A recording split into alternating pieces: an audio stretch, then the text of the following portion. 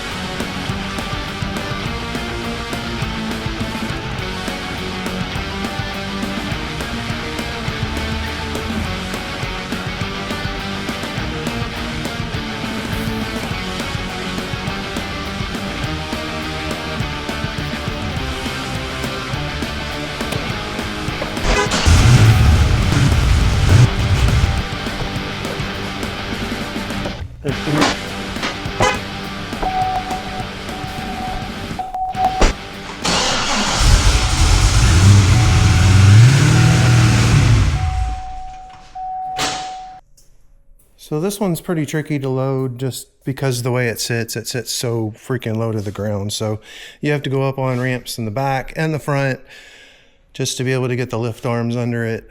I will need to pull those off and then we're just going to put something on the arm itself. I think we'll do that next. Okay, I think we're looking pretty good on my asymmetric lift. The majority of the weight's in front. Usually you might load it a little further forward, but that mark is where my tires are usually at for any of my other front engine cars. So we'll go ahead and raise this up some and make sure everything's good and then get it up in the air.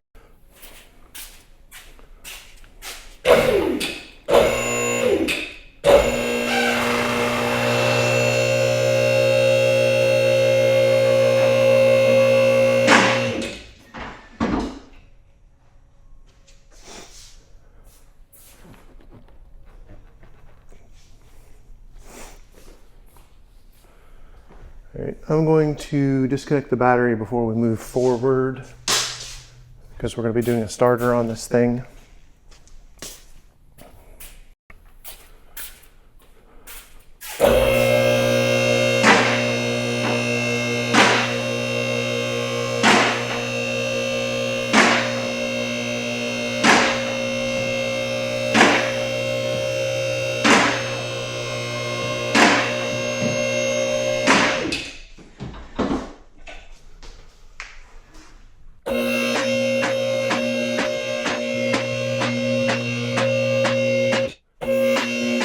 Okay, so first time under here, you can see that starter is like right there with the headers. These are Cook's headers, and it is literally getting cooked.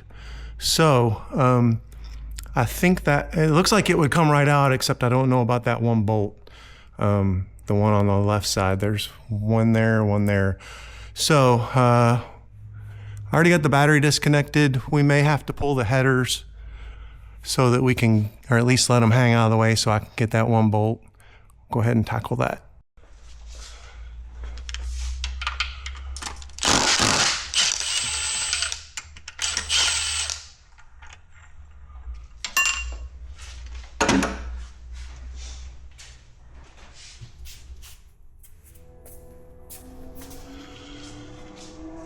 All right, let's see if we're gonna be able to get on this at all. Like, I can't.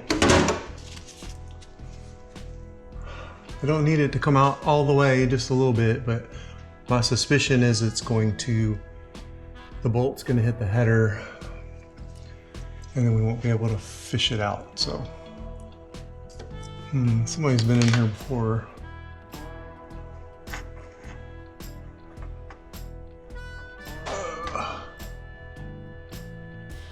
Okay.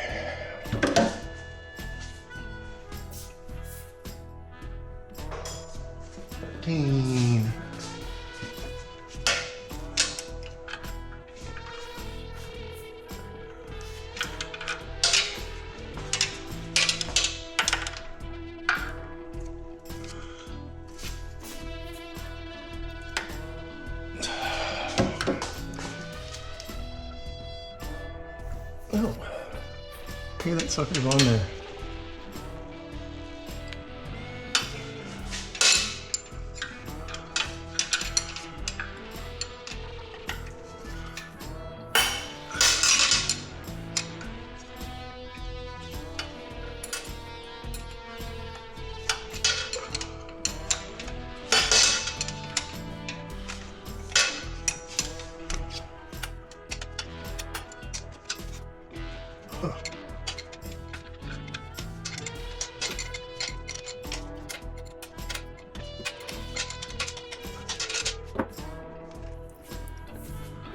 Okay, so I was able to get the bolt completely out. It's sitting on the header. However, that means we can take the other one out and the starter should come loose. Then hopefully I can get to the kind of angle it down and get the connections off of it. Okay, so somebody's been here before. You can see somebody's beat the crap out of that header. I think it's so you can twist the starter and pull that bolt out.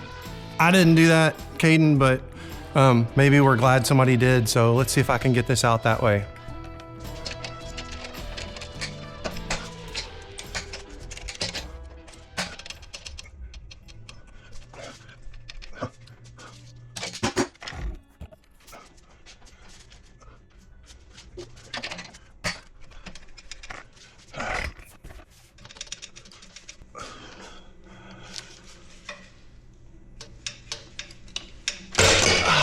Here we go.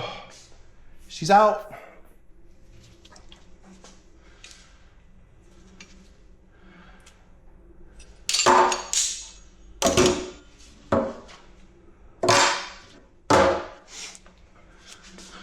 And now I should be able to lean the starter somehow where I can get the connections off of it. Let's see what we got here.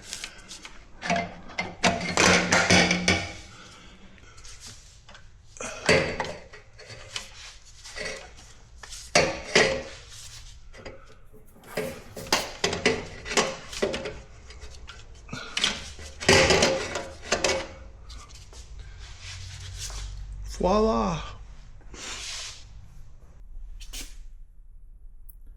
So here's our Power Master starter. You can clock this a few different ways. Here is someone on Corvette forum that has already shown you how it's supposed to go. And as you can see, I've already got it this position the same way. So I'm going to go ahead and rotate this so that the Power Master arrow is right there. Right now, this Power Master arrow is right there. So we're going to rotate this until it's right just slightly past there. So this bolt will rotate all the way over here. That'll get it clocked correctly, and then we can put it in.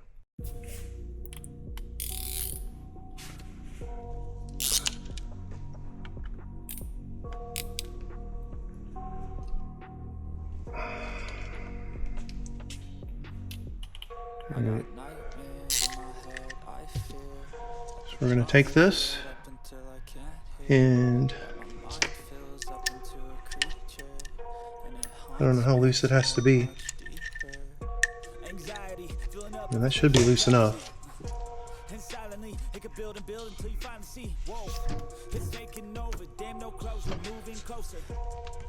Holy smokes. Oh, I guess you got to pull this plate off. I've never done this before. If you're watching this video, you probably haven't either.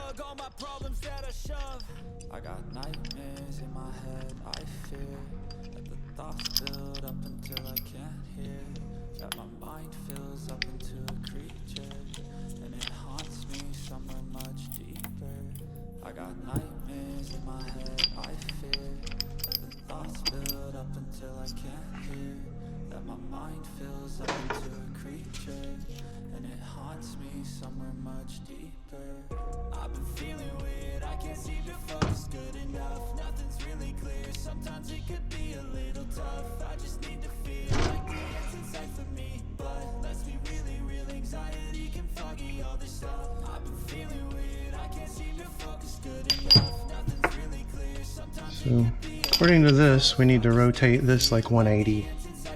Let me figure out how this comes off. I assume it's just kind of popped on there. All right, these only get to 50 inch-pounds, so I'm gonna go ahead and just snug these down real quick.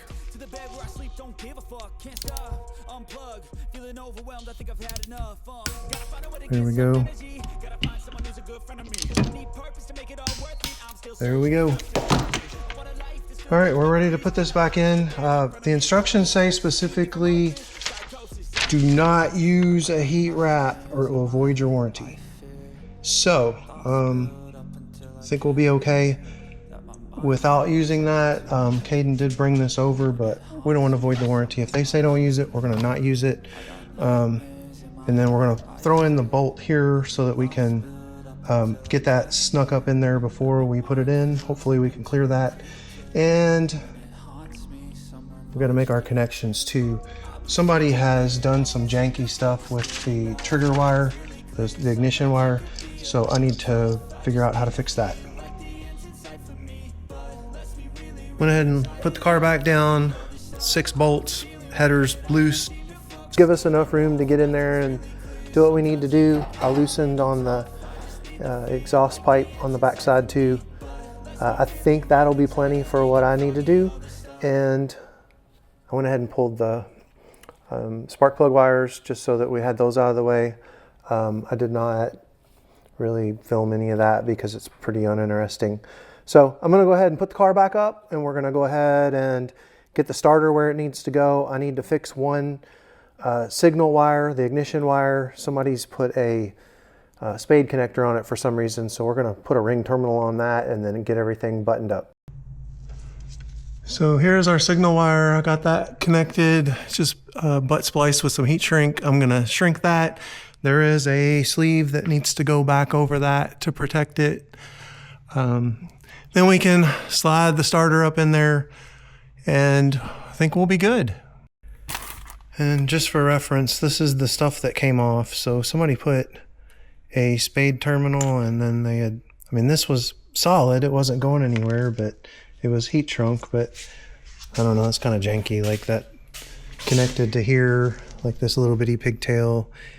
I don't know if that was causing problems, but we're gonna take care of that. I have finished the ignition signal wire.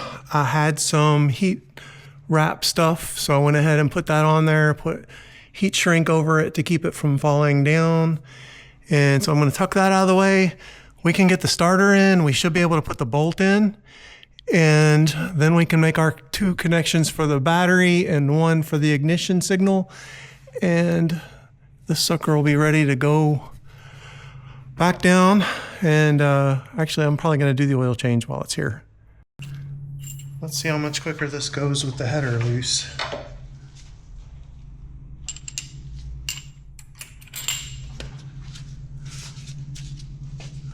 I'm going to keep this one bolt in.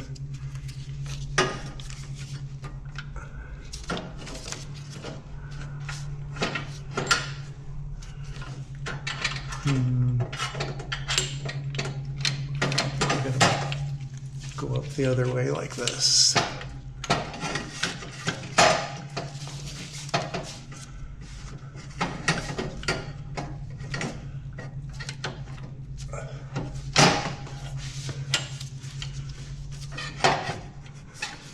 Cooler lines are not being my friends currently.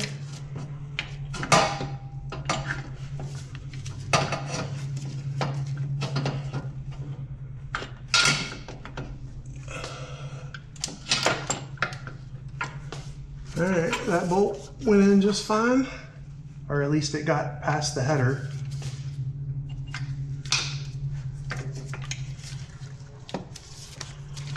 And now with my light, that icon light is pretty durable because it just hit the ground and it's still on.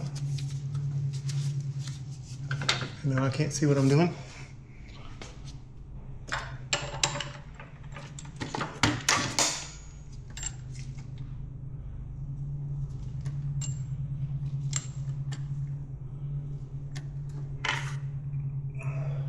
Feeling this bolt is going to hit the ground. Steady. Here we go.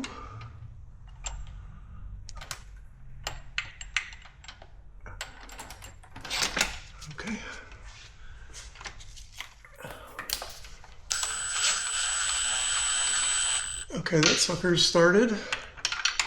Go ahead and just run it up till it's in place. There we go. We'll torque these in a minute. There's my light.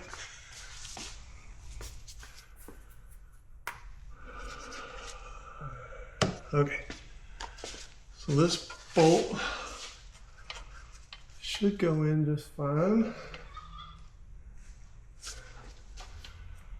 I think I can, at least for the short run. That is a 14. Let's see if I can run it in.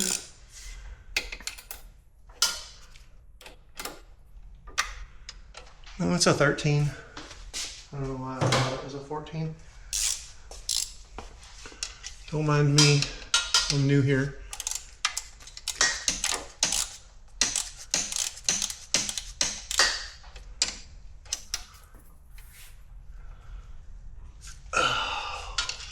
You know what? I have a wrench that's a 7.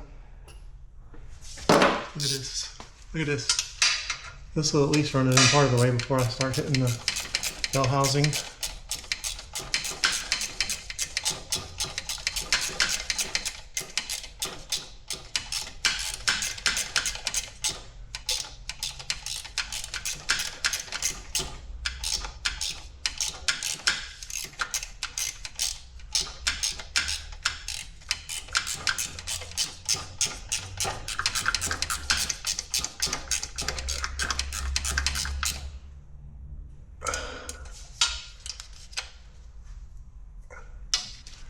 Starter's in.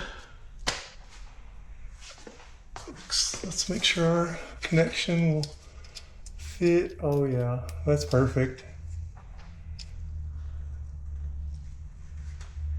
All right, I'm gonna torque the starter bolts. I gotta look up those, and then we'll put the 2 connections on and the header could go back in. I was finally able to get that sucker in there. So there's our ignition wire. There is our 2 power wires, and everything is snug. Everything's tucked out of the way. I'm going to get up top in a minute and put the header back on the block. But for now, I think I'll go ahead and we're gonna drop the oil out of this thing. So there's a drain plug here, a drain plug here. I went ahead and zipped in the bolts for the header. They're now snug and torqued. We're gonna go ahead and put the spark plug wires back in. We should be all good up here. I do wanna make sure that when I go down here that we've got nothing fouling on the headers at all. And then I'm gonna put it back up in the air and do the oil change.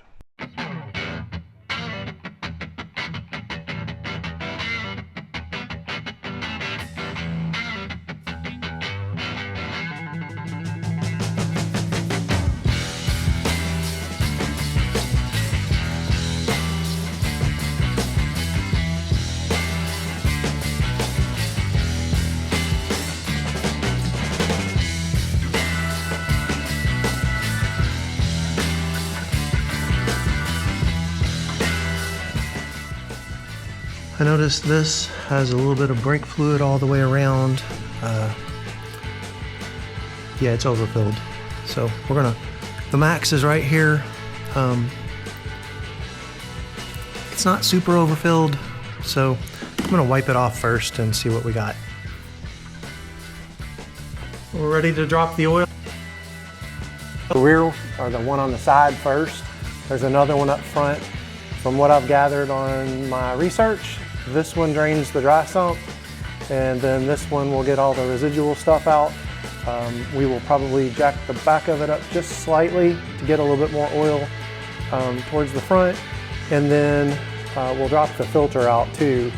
And this takes somewhere between 8 and 10 quarts. I need to read a little further, but we'll check it. There's a process to start it up and get it up to temperature and then check it.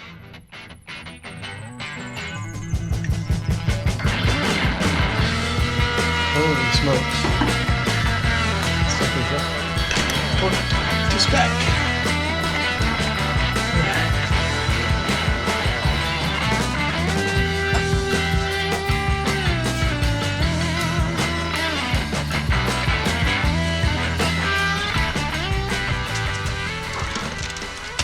that drains, we're going to go ahead and change out this little rubber seal. I bought a pack of them on Amazon for like $10, so there's no reason not to change these. It's real simple to get them off. And these weren't leaking, but might as well go ahead and change it out.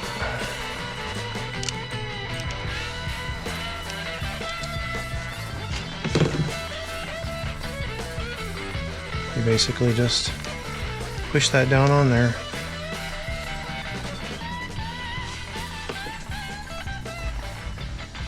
Right, I had taken the front drain out and temporarily blocked off the other one. So we're just going to let that sit there and drain until it's done.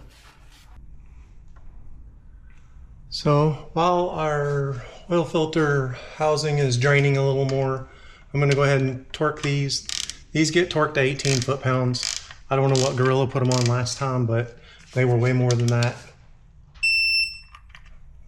These don't have to be tight, they just need to be tight enough not to leak.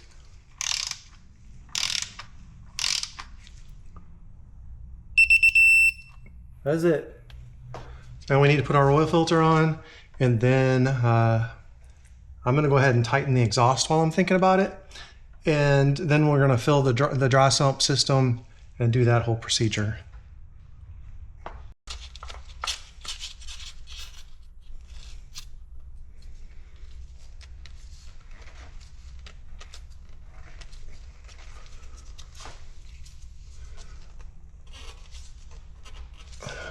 There we go. Okay, we're gonna put 7 quarts of oil in this sucker.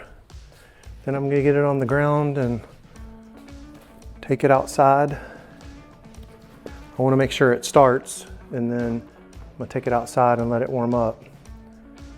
Because if you remember, we did a starter on this thing too.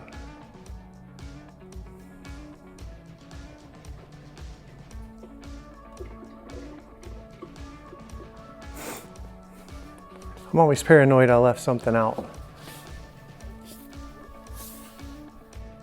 Nah, we're good. I don't know why I have that phobia.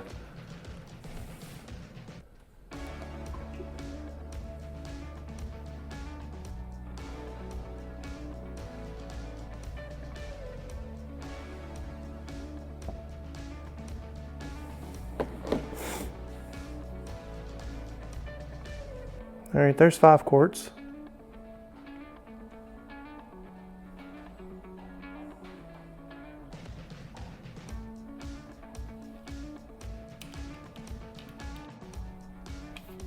I went ahead and poured 2 quarts from our other jug into here. That way I don't have to measure anything. We're just gonna put 2 more quarts in. That'll give us a total of 7. Then we can check it after we run it. I suspect it'll need at least a half a quart. The 08 needs 8 from my findings. So that's what we're gonna do. Don't mind me, I'm just working on Corvettes. All right. I've got it on so we can see the oil pressure.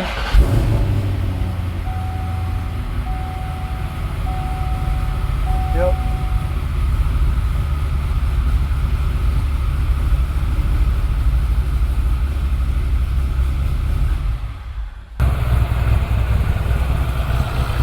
All right, it all sounds great. Oil pressure is good. Gonna let it get up to temp.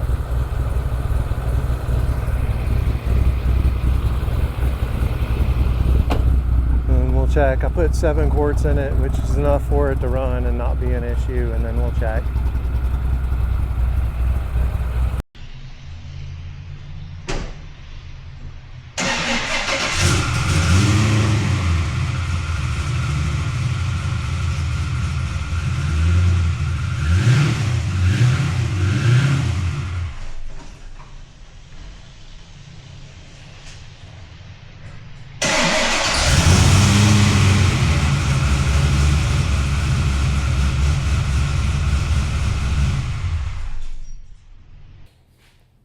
So that's going to do it for all the work on this 2008 Corvette Z06. Starter's working well, got enough oil in it. It's ready to go. He's going to pick it up tomorrow. So I'm excited to have it in my garage for another day because it's the right color. Anyway, I hope you enjoyed the video. If you did, make sure you like, share, and subscribe. I'll see you on the next one.